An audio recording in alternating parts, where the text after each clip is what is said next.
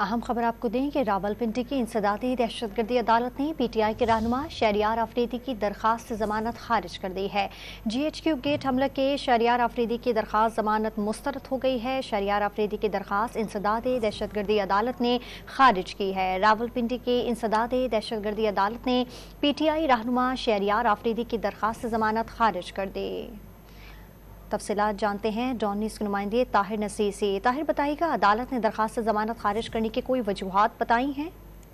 जी देखिए, अभी रावलपिंडी की इंसदादी दहशतगर्दी की अदालत ने मुख्तसर ये फैसला सुनाया। आज चूंकि शहरियार खान अफरीदी को GHQ हमले केस में वो गिरफ्तार थे, 14 रोज की जुडिशल रिमांड पर थे और उनका आज जुडिशल रिमांड खत्म हुआ। उन्होंने दरखास्त जमानत भी दायर की हुई थी।